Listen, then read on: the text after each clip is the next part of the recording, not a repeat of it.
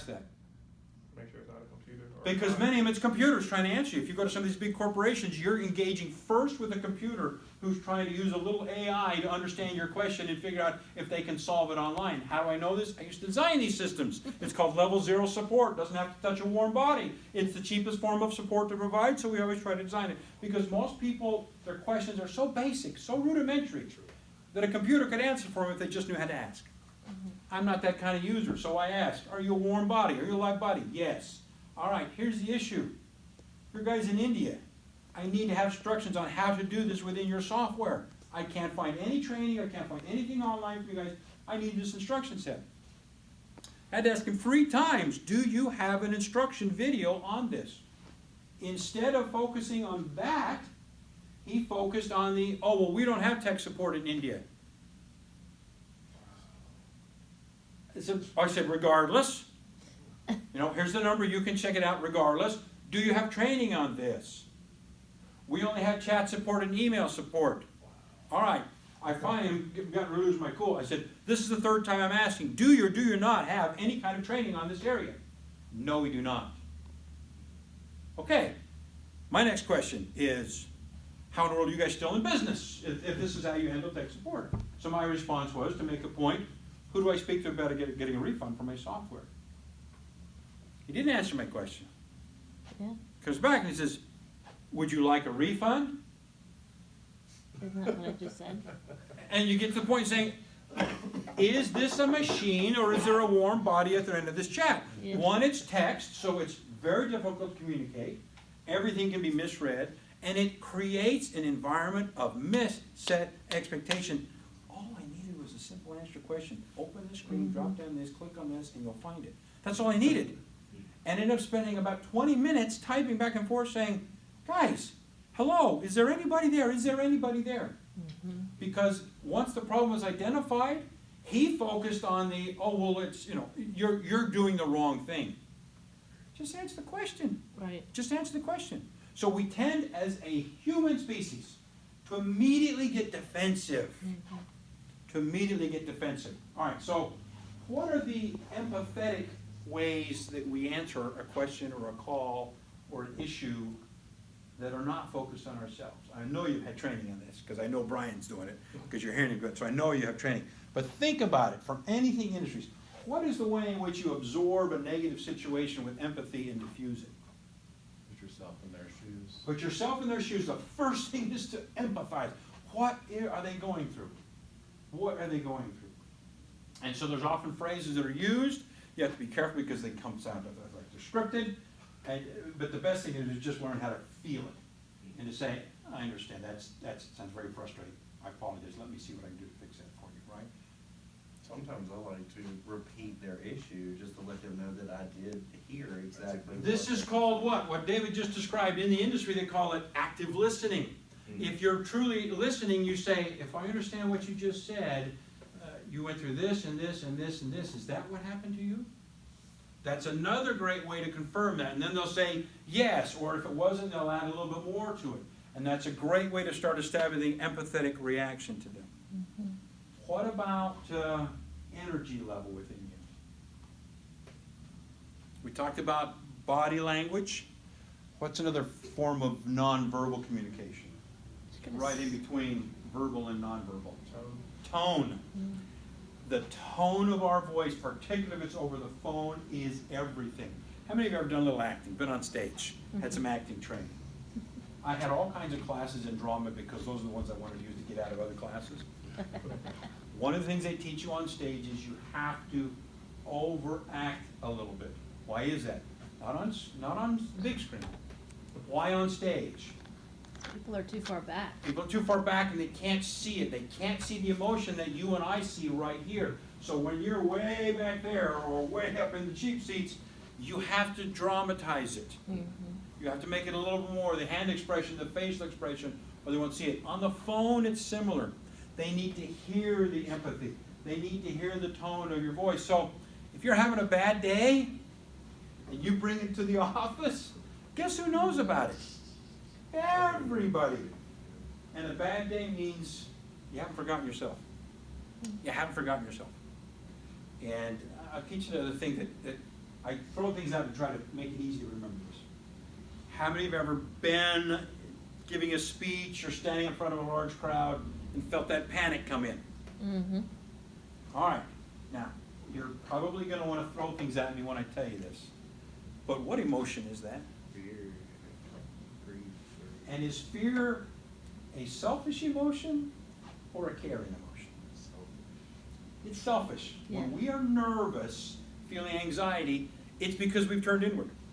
We're focused all on ourselves. Yeah. I am afraid of how stupid I'm going to look, and I'm going to ruin my chances, I'm going to ruin my career, and I'll never recover from this. Fear is debilitating. It's tremendously debilitating. Years ago, they were still talking about it. People used to say they literally were more afraid of speaking in public than dying. It was that traumatizing to people. But fear and that kind of nerve is generally because you focused inwards. I have found, I do some singing, and so I had to learn this as well, but I've done a lot of speaking in my life as a result of the career that I have. The moment you just forget about yourself and focus on what are the needs of the people there and how am I best going to serve them, instead of worrying about how I come across, everything takes care of itself. Yeah.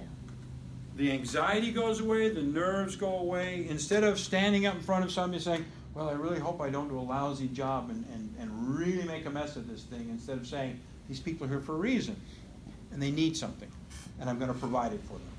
Yeah. That fear goes away. Not completely, but it goes away. It settles it down. Mhm. And so if you think in terms of your interactions of immediately go to empathy. Mhm. Now, I don't know what you use to remember things, but I have little tricks for years. If there's any kind of thing I'm trying to remember, I put a marble in my pocket. I forgot to bring one today. Put a marble in my pocket so that every time I reach into my pocket and I feel that marble, I think, oh, that's right, I'm working on that personal skill today. I'm working on that personal training. I'm working on that area of expertise that I want to have. Because the mind is powerful. These days, I just put it in the phone, so it pops up every day. Today we're working on, today we're working on. We are creatures that need repetition, don't we? Mhm. It's tough to put things in. Habits don't come just because somebody stands up in front of you and says, hey, these are great things to do. There's got to be an emotional buy-off, and then there's got to be remembrance to apply it. Like any exercise that muscles are working. Here, Marla, stand up for me real quick. I want you to learn this. Push against my hand. What do we call this? Other than he's stronger than I am. What do we call this? Resistance. Now, what's the purpose of this? In this earth and this physical environment, what's the purpose of that? Resistance? Have you ever seen a muscle grow by sitting around? Oh, yeah. Growth. If you don't have some resistance, if you don't have something pushing against it, Mhm. nothing in us grows. Mhm. Not physically, not emotionally, not spiritually, not anything. Unless there's resistance to what we're going through, we just simply atrophy. This is what they worry about when we get old.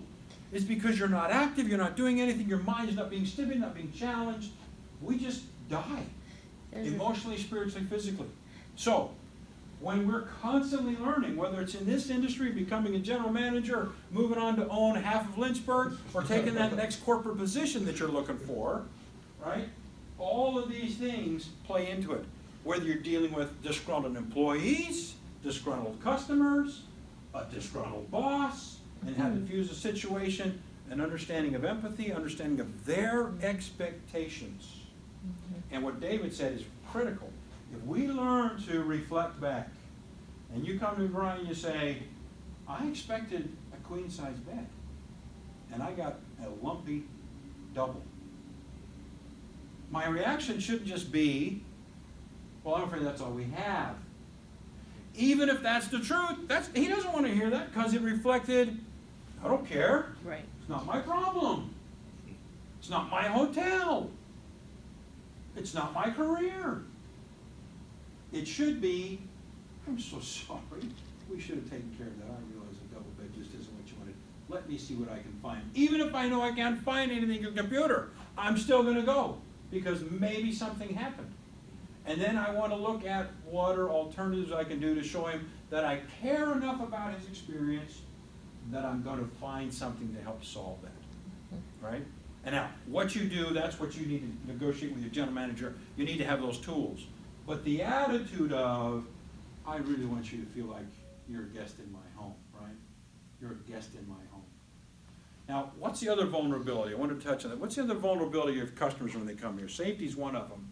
But there's something unique about a hospitality industry that you will not find in most business to consumer, B2C industries. What's unique about hospitality? People are looking for comfort, relaxation. Is that what kind of where you're going? They're It is, they're a but little in a different, what are you doing in a hotel? sleeping. You're sleeping, you're changing your clothes, Yeah, privacy. you're bathing, Sanity. you're doing the things that you would only do in the privacy of your own home, Yeah. and we don't want to do it in a communal shower, do we? Right? We expect some privacy, and there's an exposure that's associated there. When you tell somebody, oh, come and be comfortable in my house, there's a concern of, do I have my own space? Is it private? Am I being respected here? Because we become very vulnerable. That's very unique to this industry, not even aviation. Not even aviation has it. Nobody on aviation expects they're gonna get a private seat. Not on commercial airlines they're not. So in this business, we used to call it, when I used to call on people in their homes, you know, it's one thing if a customer will sit with you and meet in the living room, because that's a buffer zone, right? This is where we bring strangers to meet. If they'll let you walk into the kitchen, that means they trust you to come on in. If they let you walk into their bedroom, they trust you. And you're saying to them, I want you to come in here and feel comfortable enough that you can take off your clothes in our place. That requires a level of intimate trust that I'm going to be private here, right? That this is going to be a safe, secure place. So you've got a unique industry in that respect to most consumer industries because it's such an intimate level of engagement with the customer, right? That and going to your massage therapist. Your massage therapist probably is the closest one to that. So you've got to think in terms of their expectations are different than in most industries. And if you think about how you like being treated, what I'd love for you to be able to do is walk away from this and become obsessed with thinking about how you like to be treated and talk to other people about how they like to be treated and observe. The power of observation. When you see another coworker going through it and watching, observe, listen to the tone of the customer, understand. And you don't have to be critical to think there's a better way we could have done that. Let's see if we can do a better way. And being supportive of each other because this is a tough business. Nobody has to tell you that. This is a tough business. You walk into some of the most difficult customer satisfaction issues. My wife was 24 years with American Airlines, dealing as a gate agent supervisor, Oh my goodness. with all kinds of expectations showing up. And then, of course, there, you cancel a flight, That's a hard nose. and you got 400 people that are not happy, right?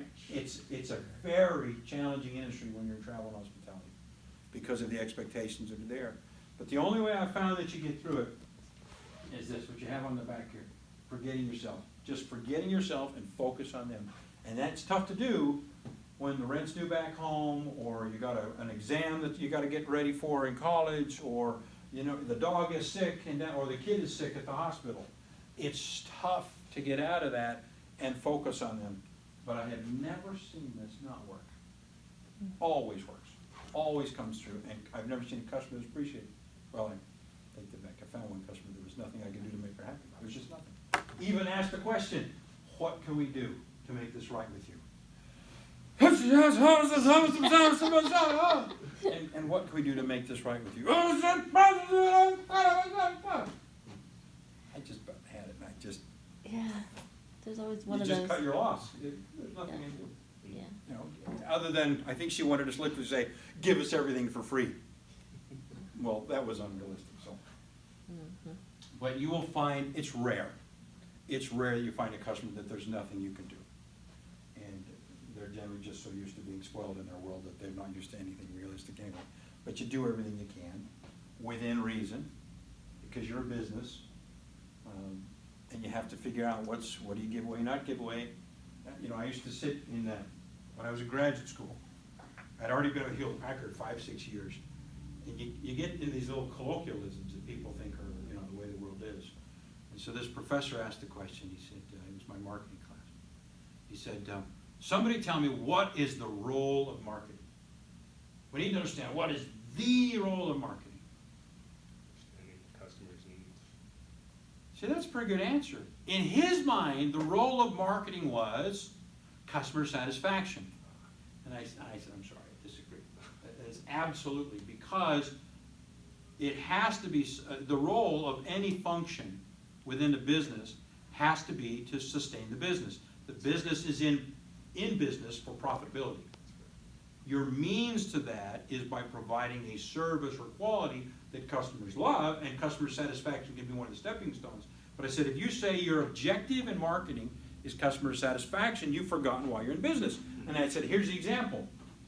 If you're telling me in marketing that the ultimate measure for me is customer satisfaction, it means you'll be happy to have high scores and we don't make any money. If you want ultimate customer satisfaction, I got it. I'm going to give away all my products for free. Everybody's happy. But that cannot be the role of marketing. Right. It's just asinine. It cannot be. But these are professors who teach this sort of stuff. So no, the role of marketing has got to be different. If you're going to say to me the role of marketing is to generate the highest level of customer satisfaction in a profitable manner, then that's a correct one. But we're not in business just for customer satisfaction. We're in a business that has to make